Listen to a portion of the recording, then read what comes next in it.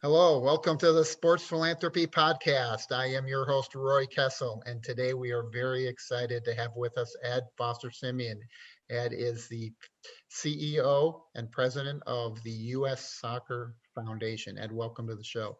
Thanks, Roy. So happy to be here. You're doing amazing work. I know we just wrapped up the experience of your conference, which had a huge turnout this year, and we'll talk a little bit more about that as we get into it. But I usually like to start with what got you excited about sports when you were growing up?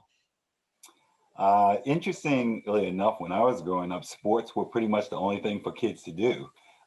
We didn't have a lot of video games and things like that. Television was very limited. So getting outside with your friends and playing sports was what it was all about. I am originally from Brooklyn, New York.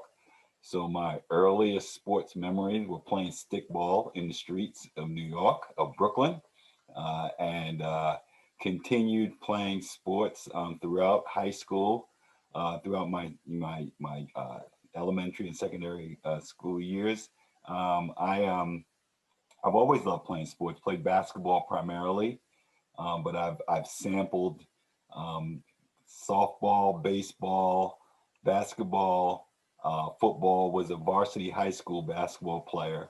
Wasn't the best talent in the world, but was good enough to make the varsity high school team, and just really have tried to remain physically fit and active throughout my adulthood.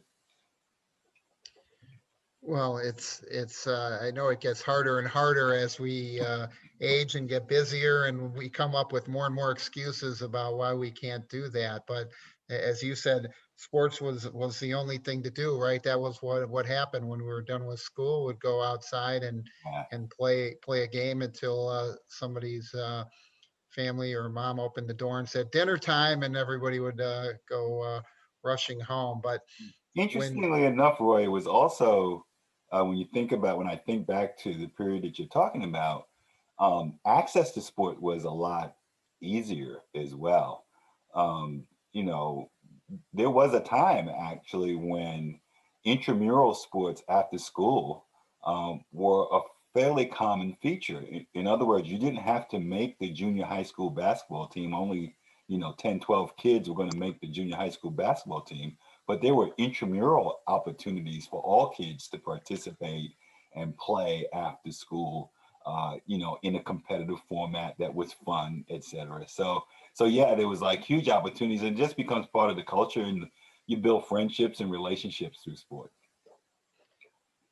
I think that's a critical element because when you look at how sports has become, in a sense, professionalized, um, too much of it's run by the parents. There's not enough play in the Hmm. concept of playing sports. Hmm. When I was young, we had our formal soccer practices a couple times a week and a game or two games a week and one practice a week, whatever it was. But every other time, it was just a bunch of kids getting together and playing.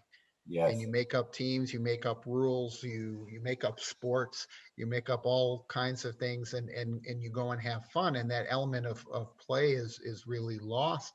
I look around now at my kids. My daughter's a sophomore in college. My son's a senior in high school. They had very little intramural sports in a high school with 4,500 kids. Right. Right. So you raise a really good point, and I think that what's lost on folks is that free play is where creativity comes from. When children have the opportunity to try whatever they want to try, whatever move that they want to try, there's no adult there to correct them and tell them that it's wrong. Some of the most creative basketball players learn their moves not from a coach; they learned them from playing with their friends competitively, on the playground basketball court, where they would try whatever they were going to try, and try it enough times, and suddenly they perfected it, and it became a move for them. Well, and that's really a critical point, which is you can try things because you're just a group of kids playing around, right? Mhm. Literally horsing around, even if you're Yes. not playing horse, but you're just horsing around. those are moves and creativity that would never be sanctioned in a formal practice. No coach is going to say, go out there and try that crazy, silly thing, Yeah. um, because it would be more likely to say, don't be doing that, spin dunk. Yes. You're going to sit on the bench if you do that. Yes. And half of the fun is that creativity, trying something that's so ridiculous Yeah. that nobody would even conceive of doing it in a game. But once you try it 20, 30 times in practice or just for fun, then you're like, well, maybe I can get that done. Yeah, exactly right. And that's what makes the game so beautiful. That's what makes sports beautiful is that individual expression, right? Well, and you're involved with soccer. So soccer is a sport that is global. Is really the creativity in part arises from the fact that in most environments it's not coached and professionalized at the young ages. It's kids playing, and it may not even be on a field, maybe on a street, it may be on a patch of dirt, it may be in an environment that none of us would consider in a typical suburban US market. Like, that's not where soccer can Hmm. be played, and they may be playing with something that doesn't even resemble a soccer ball. Right. That's one of the things that most captivated me about soccer. I didn't grow up playing soccer as a kid. I'm a kid from Brooklyn. When I was growing up, soccer was not a thing in my neighborhood. And it was basketball, it was football, it was baseball, it was traditional sports. And what fascinated me about soccer from my first introduction to it was that the players actually owned the game. In every other sport that I played, the coach was the central figure. There's a timeout. He calls you over. He tells you exactly what to do. Okay, you go here, you go there. Once the whistle blows at the beginning of a game, the coach can do very little to influence what's happening on a soccer field. He can yell or she can yell, and try and give some general, but it's basically up to the players to figure out what's happening and adjust to what's happening, until halftime when the coach gets to kind of reorganize and figure things out.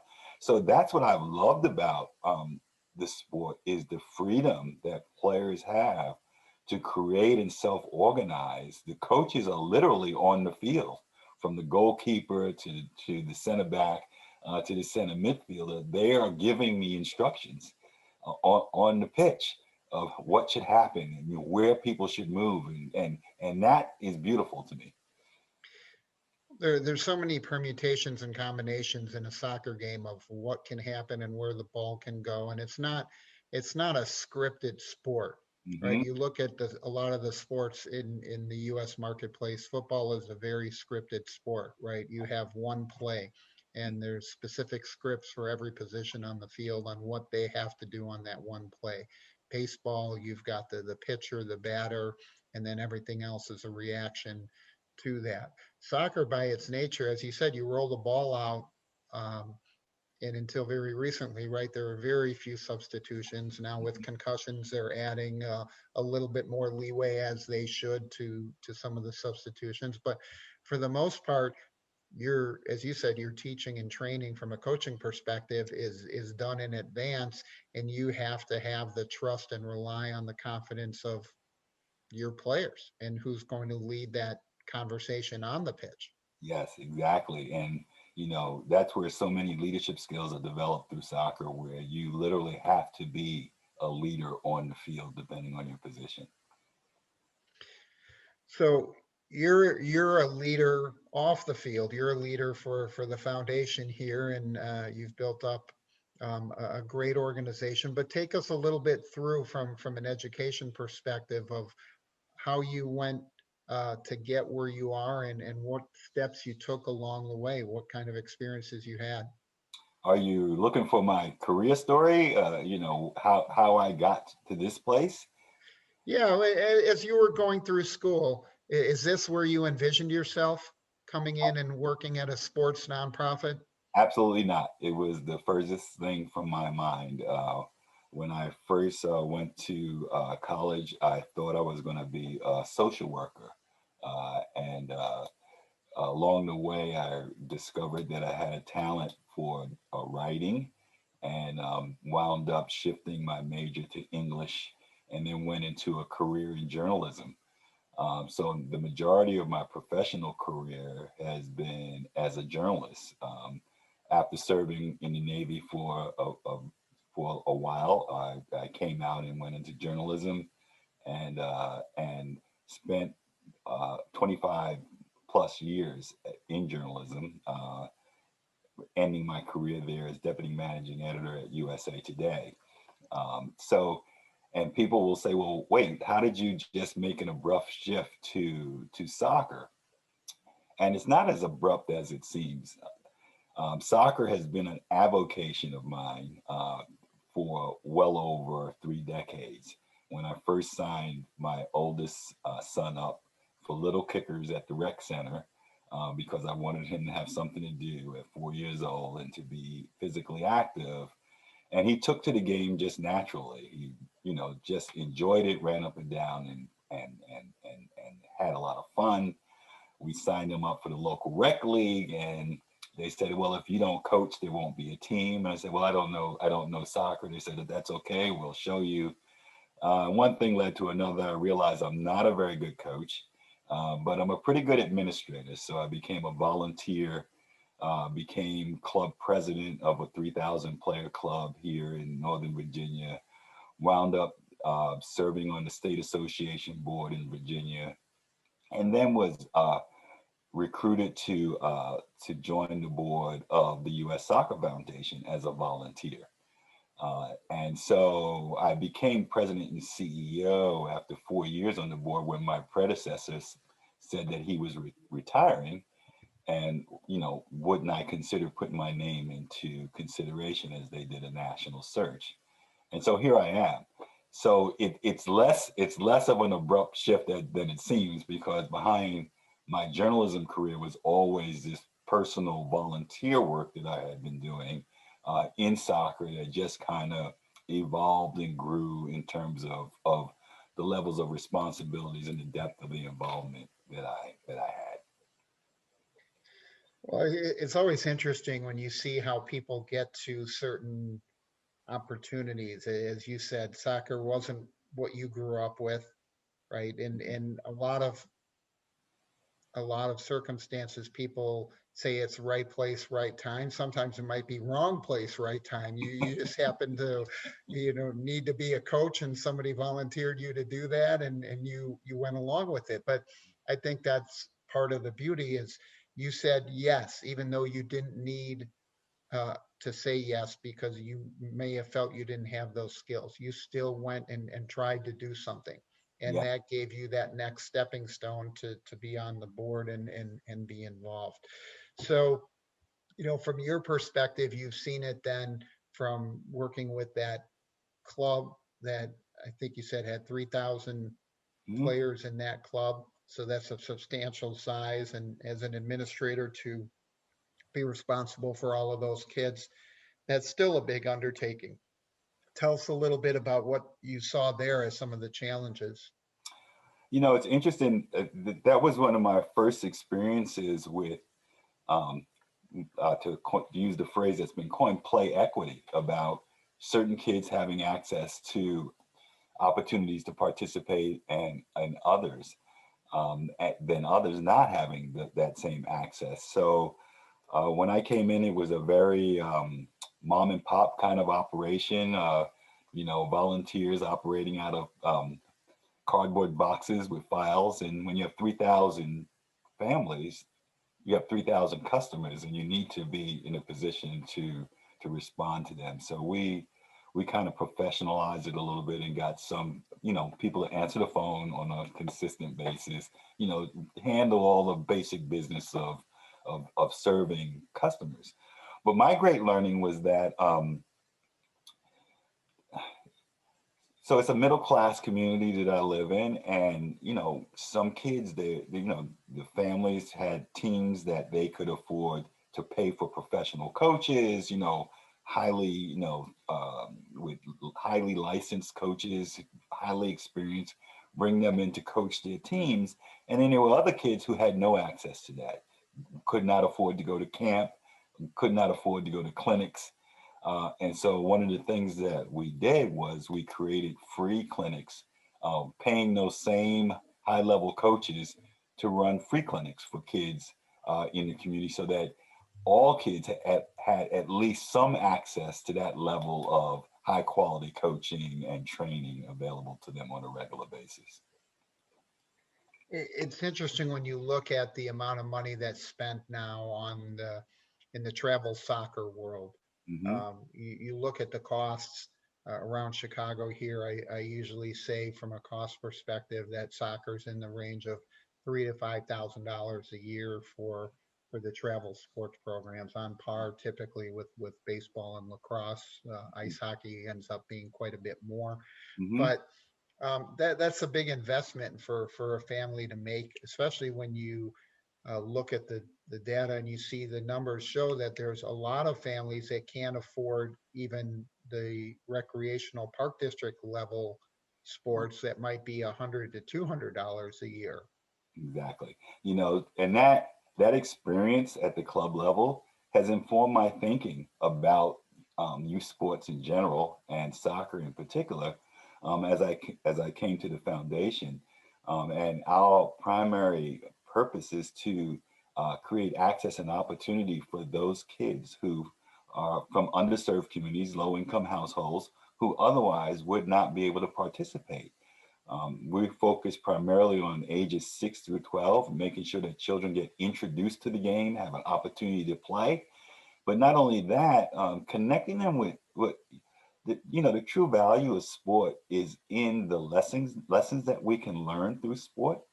We're so fixated as Americans, we're competitive by nature. So we focus on the win-loss record. And I think we miss the, the deeper value of sport where we learn leadership, perseverance, grit, how to accept defeat, how to be gracious in victory.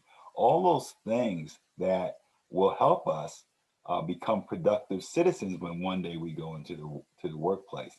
So we think it's incredibly important, not just for children to play soccer because it's the Soccer Foundation sport, but it's important for children to participate in sport because of all the additional learnings that they get that help them outside of what they learn in the classroom. It's an advantage when children have access to sport, that they have the opportunity to be mentored and encouraged and to learn all these life lessons that children in under-resourced communities don't have access to. And that's why we're so committed to that work. You really touched on an important point there about the winning element. And I know you follow the work the Aspen Institute does closely as well, and the reports that they put out recently that talk about how low on the list winning is for the kids. Yes. That's so funny. If anyone who has kids or can recall playing as a kid, kids are competitive by nature. They will play to win a game. But after the game, I watch my own kids come off of a pitch, and they don't even know who won. They just know that they ran up and down and had a good time. Particularly at the younger age groups, with 6 through 12, where what you're really trying to develop is a love and a passion for playing and the enjoyment of being physically active and being involved in the sport. And sometimes I think we can overemphasize the winning to the point that it becomes not enjoyable for kids. They're no longer having fun, right? It's like pressure. Oh, mom and dad are going to be upset that we didn't win the game or whatever.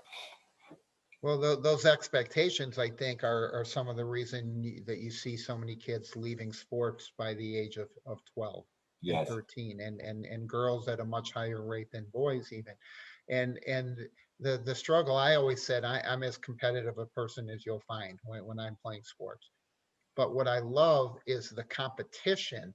Yes. Okay, if we're playing in a competitive environment and we lose, I can live with that.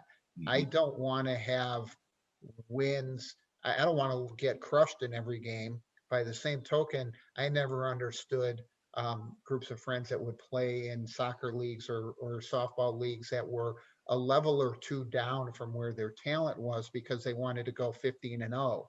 Yes. Like, to me, that's not fun. You're not competing at the right level. The fun is the competition when Right. you're out there. I always said it's not about throwing a ball, kicking a ball, passing a ball, whatever. It's about the competition.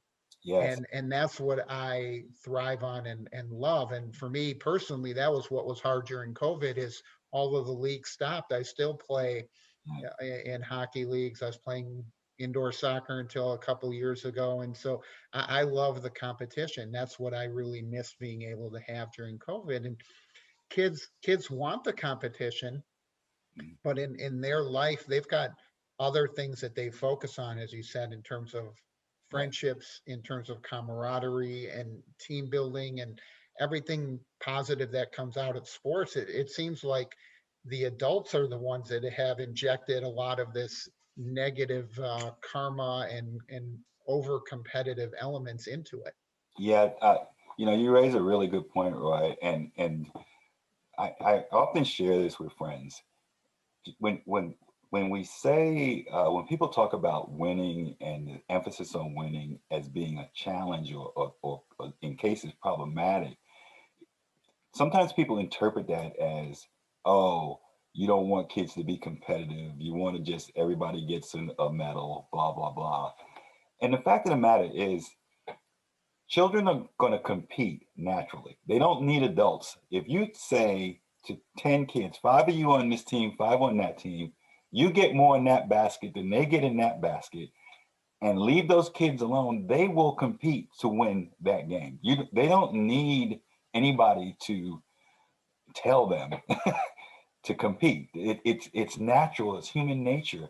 And giving them the freedom to compete in the way that they want to compete and to their abilities, I think is where they begin to develop their own passion and their own personal level of engagement with a sport, as opposed to trying to execute mom or dad's will or vision of what they should be or how they should participate. But I think it goes back, as you said, to those elements about the people on the playground horsing around, trying different shots, trying different moves for basketball. Mhm. It's the same thing in soccer. If you're out there in a predefined set of drills, your leeway and latitude to try something different is not the same. When we were growing up, we'd have a practice once or twice a week, Mhm. but most of the time it's you're sitting there, a couple of us on the field, and you're taking penalty shots. The goals aren't even real goals. They're t-shirts on the side, and you're arguing whether that went inside the t-shirt or outside the t-shirt. Right. And you learn a lot about resolving disputes and fairness and communication just by having those arguments, right? Yes. And whether it was baseball where you had ghost runners on first and try to decide if the ghost runner was going to score ahead of the player or not. um, you did all of these things that were just elements of the competition because, Right. as you said, we want to win, but at the same time, we were the judge, we were the jury, we had to make the decisions, we had to play, and you learn a lot about it. You learn a lot about the people you grew up with because you see who is fair and Right. you see who pouts when they don't get their way Yes. and everything like that. And I think it's something that is missing in today's world. When you see the kids, everything's run by the team or the coaches, Right. and you see the kids will come and play and then they leave, right? And everybody leaves. Usually most of the people are leaving with their parent or one of their parents. um, there's not a lot of post-game camaraderie. There's not a lot of hanging out after the game, Hmm. and you see some really poor examples set by the parents, both those that are watching the game and sadly by coaches. Roy, what as you're talking, it's reminding me and reinforcing the importance of this emergence of what we call sports-based youth development, which is very intentional. It's not like your traditional regular league, your rec league or travel league, These are sports programs that are very intentional about creating that environment, a learning environment with intentionality of, yes, we're going to create an environment where kids will learn these various lessons, life skills, and we're going to use the teachable moments that occur in a practice or in a game to help children develop. And that, to me, has so much potential in this country. Look, the fact of the matter is, less than 1% of kids playing any sport are going to become paid professional athletes, right? So the real value and the real payoff is for the 99% who are not going to make it to that level. What are they getting out of this experience? And ensuring that not just the most talented athletes benefit from participation, but that all kids are getting value out of their engagement with a well-trained coach and one who's interested in them, not just for what they can contribute on the field, but interested in helping them develop as individuals, as young boys and girls growing up in men and women. I think that development areas is what's really critical, because too often we end up, in a sense, chasing kids away from the sport because it's over professionalized, because the expectations are um, elevated to such a level that the opportunity to play and just participate aren't there. It's You're telling the kids, hey, Ed, you're not going to be good enough to play in high school, so you should stop playing in second grade. Yeah. Okay, Yeah. you've got another 6 years of school that Hmm. you could enjoy the sport. You could go and play intramural soccer in high school, in college. You could play adult rec leagues for most of your life, right? Our league was over 40, over 50. You can keep playing for a long time. Sure, the level of competition changes as you develop and get older, but that love and passion and camaraderie is something that is healthy for most people to be involved with, instead of shunting it off to the side. And that's what really concerns me when you look at the landscape of how many kids Yeah. just quit playing.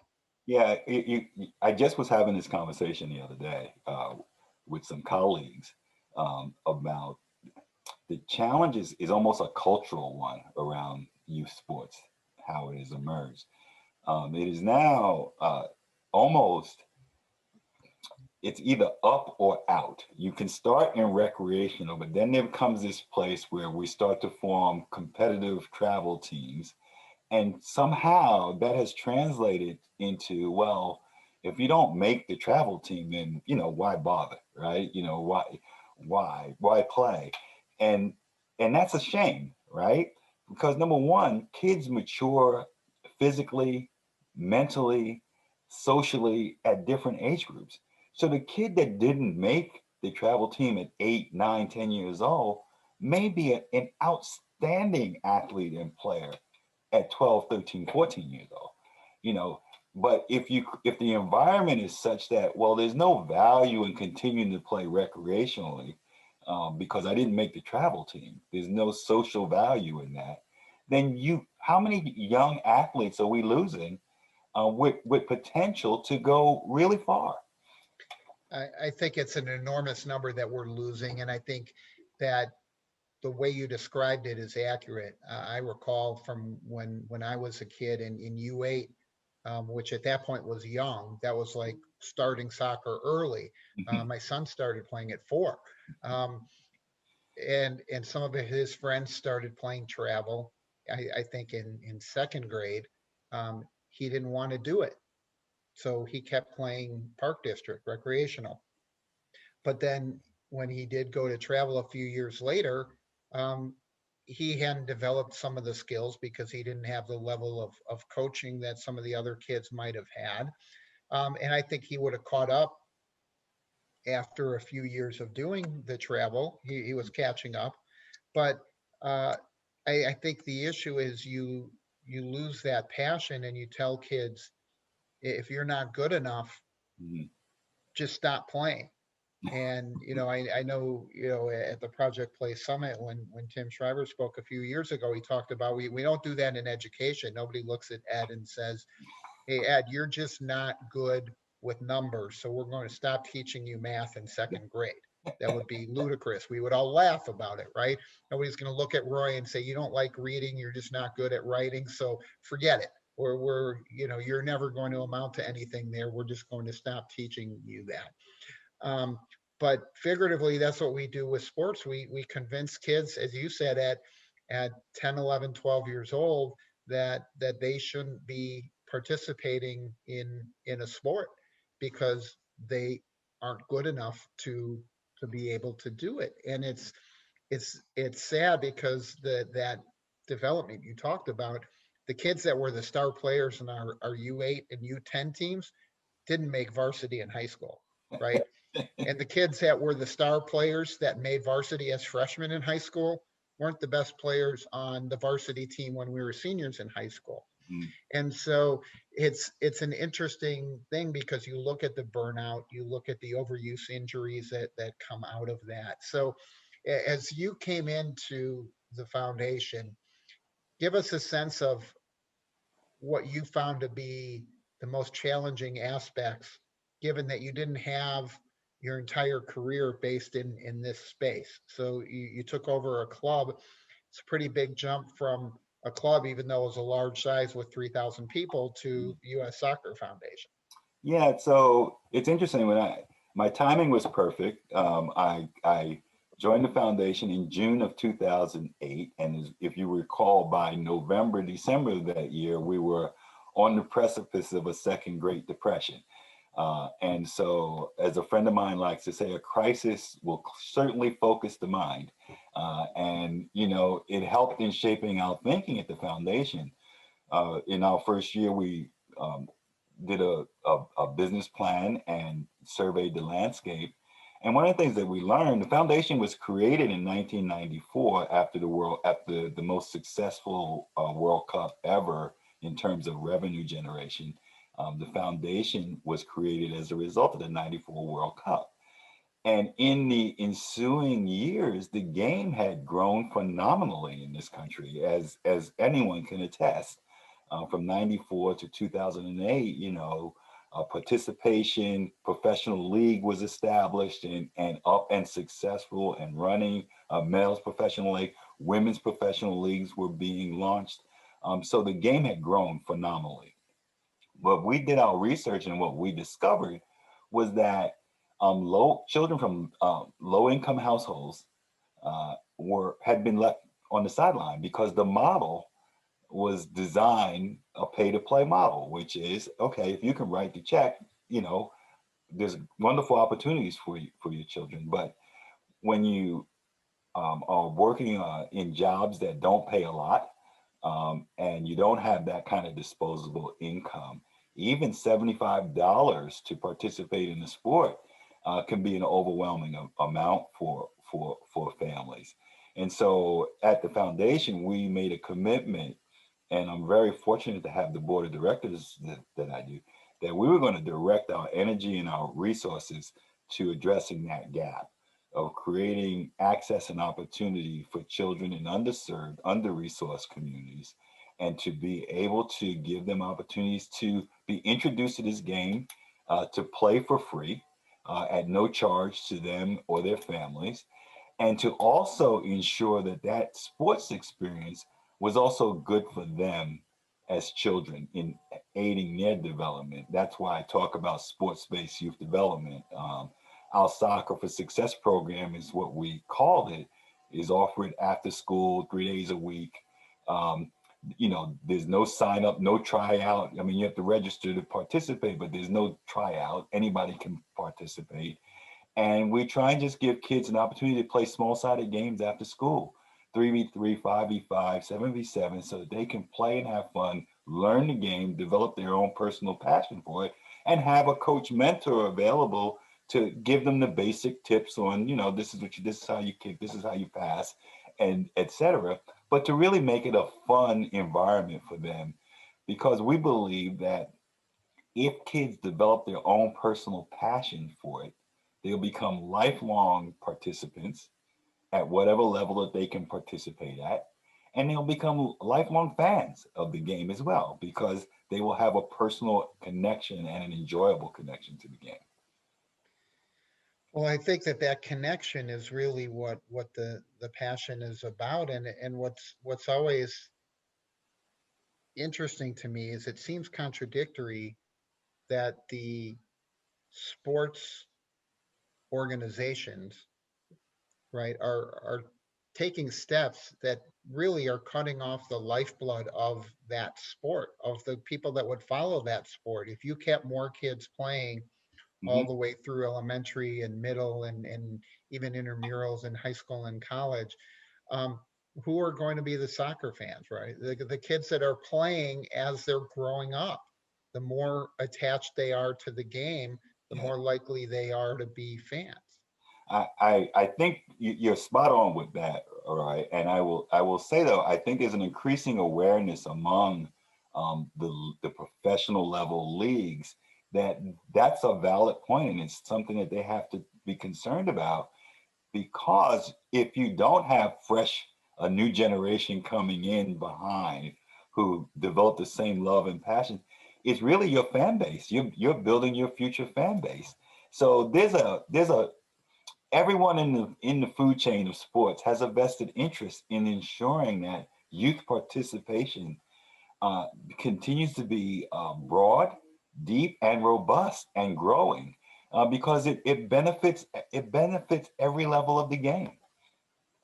It's interesting because people react strongly when I suggest that there shouldn't be travel sports until at least middle school, Hmm. that you should let all the kids play and stay in their recreational and park district types of leagues through Hmm. elementary school. Let kids experience playing with and against better players, worse players. As you said, they mature at different rates at different stages. Um, and there were kids that my son played with who just were a little more coordinated or a little bit bigger when they were in first grade, and they were really good. Hmm. And by third grade or fourth grade, yeah, they're okay, they're good.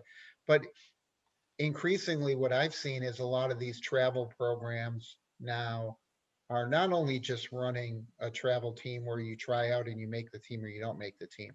They're now having A, B, C, D teams because they want to collect the fees Hmm. from parents who are willing to say, like, hey, my kid played for travel team X. Hmm. And even though the kids on the D team, ABCD, which is really no different than the Park District team would have been, Hmm. right? For, you know, 5% of the price of, Park District would have cost 5% of what the travel league costs. But there's this aura of success that you're playing for a travel team instead of Yeah. being in the Park District. Well, as you say that, I believe that will always exist, right? And if families can afford to participate at whatever level that they want to participate, God bless them that they have the means to do that.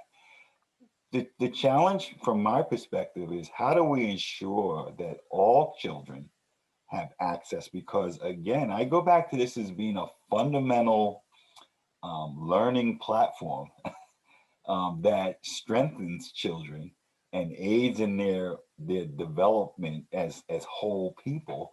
We want to make sure that all children have access to participate, and we want to make it an environment that is fun. To put it simply, it's not that we just want kids, but to me, you want children to become lifelong athletes, lifelong physically active people who, like you said, move maybe from sport to sport or change the level that they play at. But being active through sport is kind of an introduction to a lifetime of physical activity, right? Which we all know has all kinds of social benefits, psychological benefits, health benefits, all these things that are good for you. And so while there will always be a pyramid, there will always be a competitive pyramid of participation.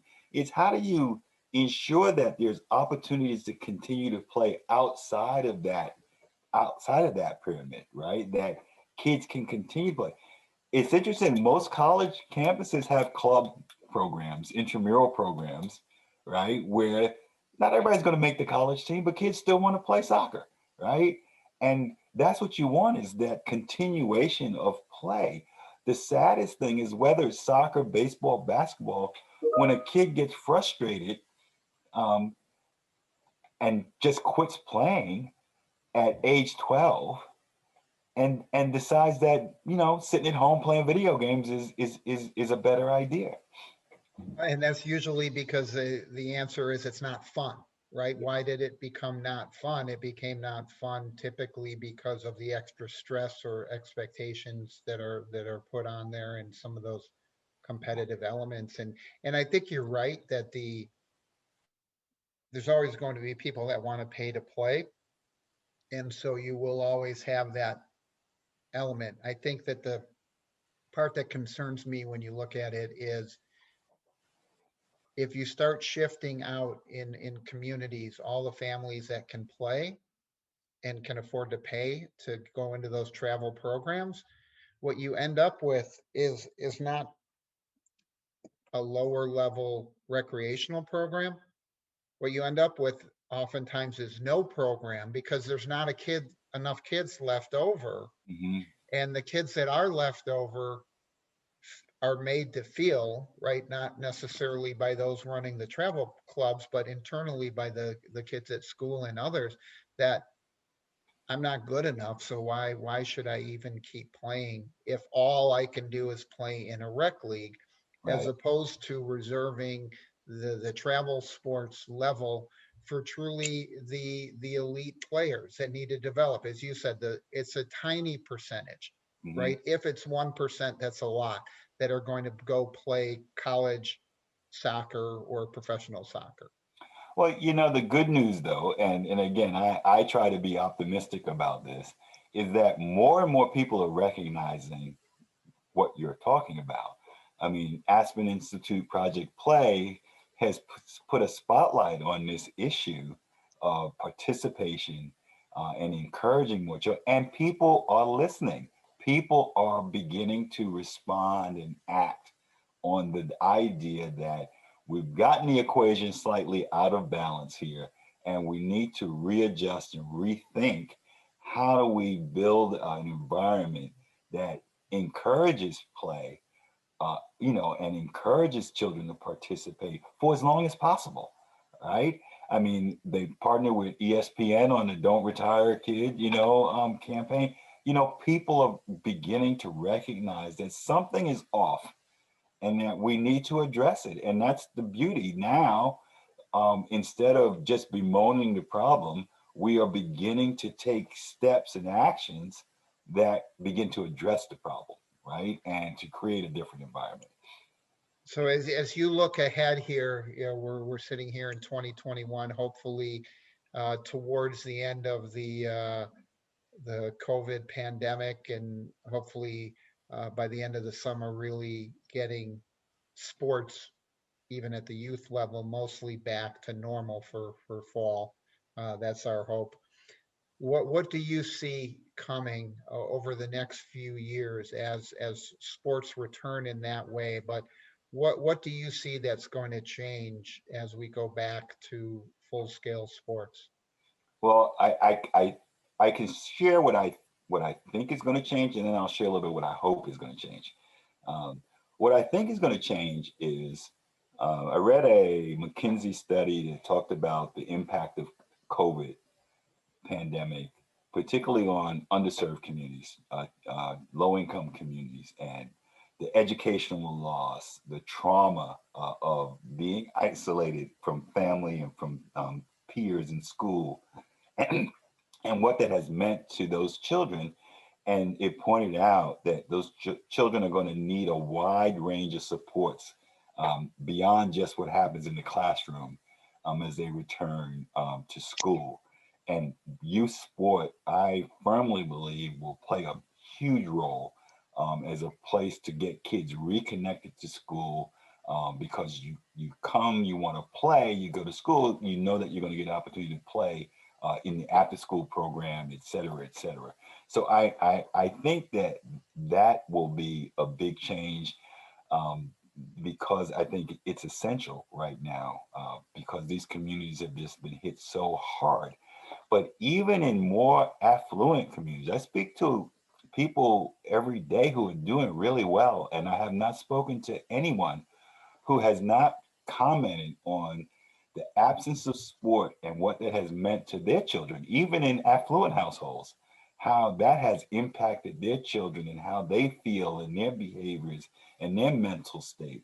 So I think I think coming out of this, I hope that people have a recognition now, a broader recognition of, wow, this really is important. This really is important for children to have in their life, this youth sport component.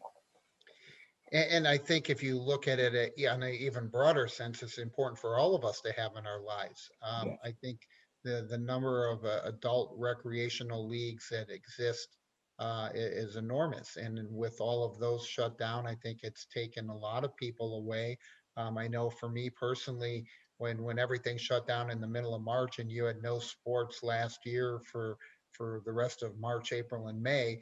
Um, there's not there's nothing on TV I wanted to watch. There's no sports talk radio. There's no Stephen A. Smith screaming about something else, right? Or Skip Bayless or whoever yeah, the people are going to be, Wilbon and Kornheiser, whatever the case is.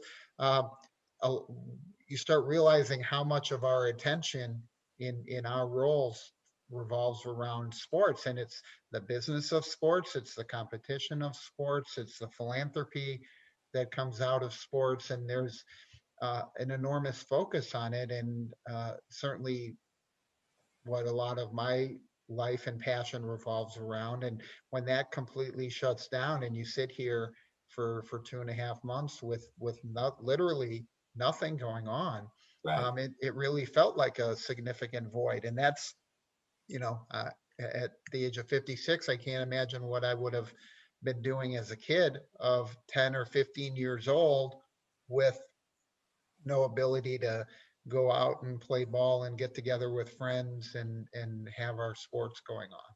You know, it's funny as you're saying that, I'm just sitting here just being reminded of the true value of sport in society, not just to adults, not just to our physical health, but there's all kinds of data that shows that kids who participate in sports, they drop out of school at a lower rate. They academically they perform at a higher level. They avoid negative social behaviors. You know, all these things that we want for our children, you know, these things that we want for them to excel in school, stay out of trouble, you know, be healthy and active. All these things, when they participate in sport, those are all outcomes that extend from their participation. And so, if nothing else, I think we've had a time to pause and reflect on the importance of sports in our society, right? And I hope that we will are willing to now invest what it takes to ensure that all children, not just those of financial means, but all children have access to the opportunity to participate and benefit. Well, there's no doubt that the health benefits are substantial, as you talked about the social emotional benefits and the academic accomplishment. You look at the number of people in leadership positions in almost every Hmm. corporation, organization, educational institution that played sports at least into the high school uh, level. It's significant because of what you develop in different sense of fairness and justice, in the sense of even if you do everything right, life isn't always fair, right? Somebody Yeah. slips, somebody drops a ball, an official misses a call, any number of things that can happen that change the outcome of a game, that you may have done everything right, but that doesn't mean you always get the right outcome. Mm. And so I want to look ahead now as you take a look at the next 3 years and say, what do you see as the biggest challenges on the horizon? Let's take it past this COVID stage and assume that everything is back to play mostly normal by September 1 for the fall Right. year. What's on the horizon that you see as the biggest challenges for the U.S. Soccer Foundation? Well, I'm a broken record on this. It's the resources to provide opportunities for low income children to participate. That is a huge barrier. That investing in those communities and giving children the opportunity to benefit, as we've been talking about, from participation in sport, is essential. And so that's my biggest challenge: is how do we drive the resources to that work in a way and show folks the value of investing in this way. Um, Will some of those children be good athletes? Yes, but the benefits extend far beyond that in terms of helping to produce healthy, productive citizens that will be successful in life, that their sports participation will do that. And I think that the challenge for youth sports overall is changing the culture of how do we make it that kids want to continue to play, that they are still having fun at 12 years old and still feel the joy of play and want to continue participating, as opposed to dropping out at 12 years old, as is the current drop off point. Well, I think that's a critical hurdle that we need to get past, and I'd love to see what people in our network can do to help support that type of initiative. Tell everybody the best place to get more information about the U.S. Soccer Foundation. Yes, if you visit us on the web, ussoccerfoundation.org, that's ussoccerfoundation.org. You'll find all kinds of information about our programs, our impact of our programs, and how you can become involved. Well, Ed, I want to congratulate you on the great job that you're doing. I know the impact is substantial. The needs are even greater. When people talk about the needs and say there's too much money put into sport, I always say it's about building better people. It's not necessarily about building elite athletes. There's enough money that'll go into those areas, but as you said, the needs are substantial. If somebody dropped $100 million on you overnight, I'm sure you would have plenty of places to deploy those resources and make an impact in the community, and would still need even more to follow up on that. So I want to thank you for coming on and for all the great work that you're doing, and we appreciate you taking the time to join us today. Thank you so much, Roy. I really appreciate you having me on your show. And so thank you so much. And I look forward to seeing you when we once again can travel and visit with one another. So before we let you go, I want to put you on the spot just for one moment here, and we're going to use our sports philanthropy superpowers, and we're going to wave our magic wand. And so now you get the choice to be appointed as a commissioner of a sport. So tell us what sport that would be. Well, I'm going to be the commissioner of the commissioner of school sports. And Commissioner of as school the sports. commissioner Okay. of school sports, I would implement a return to free intramural sports programs after school at every elementary and middle school in the country. I think that would be a great and important move to keep people engaged, keep them with something where there's physical activity, keeping the competition and the purpose of being involved in sports and developing that lifelong passion where they can continue to play. So, And making um, it easy, Roy, by doing it at schools, you make it easy for people to participate. yeah, we used to do it right after school. Couldn't wait, right? We couldn't wait. Get out of that last class and go run out on the field and play sports for a couple hours. And I know it's a different generation with all the video games. We had video games, but we weren't. I don't think locked up quite as many hours. But uh, my I know I would have gone crazy in COVID not being able to go out and play. So it was always the first thing we wanted to do when we were done with school. So um, Ed, again, I want to thank you for coming on with us. For all of our listeners and viewers, we appreciate you taking time to join the Sports Philanthropy podcast. This is your host, Roy Kessel, signing off. We hope you'll join us for our next episode. Please remember to live generously.